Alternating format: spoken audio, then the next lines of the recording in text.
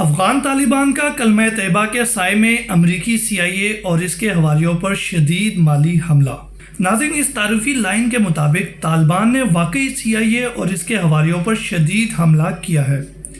Reports کے مطابق 2007 میں دنیا بھر کی منشیات، خاص طور پر ہیروئن اور چرس وغیرہ میں افغانستان کا حصہ 93%، جبکہ 2019 میں یہ تناسب 84% تھا، اور یہ وہ پیریڈ تھا جب امریکا اور نیٹو نہ صرف افغانستان میں براجمان تھے بلکہ ڈرگ سے حاصل ہونے والی آمدنی کے سب سے بڑے بینیفیشرز بھی تھے، اور ہمیشہ کی طرح آج بھی امریکی CIA دنیا کا سب سے بڑا ڈرگز کارٹیل چلاتی ہے۔ مگر طالبان وزارت داخلہ اور وزارت امر بالمعروف و نہی عن المنکر کی سفارش پر امارت اسلامیہ افغانستان کے سپریم لیڈر نے ایک حکم نامہ جاری کر کے یہ راستہ ہمیشہ کے لیے بند کر دیا ہے۔ آئیے امارت اسلامیہ کے سپریم لیڈر کی جانب سے جاری ہونے والا حکم نامے پر ایک نظر ڈالتے ہیں، جو یقیناً ایک بم شیل کی طرح امریکہ پر گرا ہوگا۔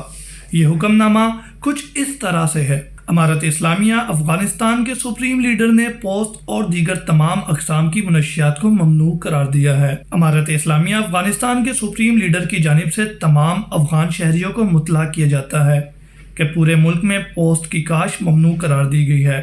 اگر کوئی بھی شخص حکم عدولی کرتا ہوا پایا گیا تو اس کی تمام فصل تباہ کر دی جائے گی اور اس کے ساتھ قانون شریعہ کے مطابق نمٹا جائے گا۔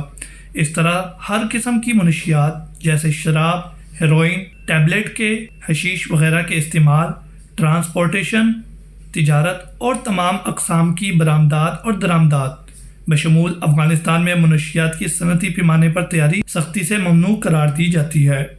اس حکم نامے کا اطلاق لازمی قرار دیا جاتا ہے۔ حکم عدولی کرنے والے کو عدلیہ کے ذریعے سخت سزا دی جائے گی۔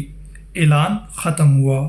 مجھے یقین ہے کہ اس حکم نامے کے بعد افغانستان میں پوسٹ کاشت کرنا تو دور کی بات، کوئی اس بارے میں سوچے گا بھی نہیں۔ دوستو، اگر کسی نے حقیقی انویزیبل یعنی نظر نہ آنے والی عملی ریاست دیکھنی ہو تو اسے ایک دفعہ افغانستان ضرور جانا چاہیے۔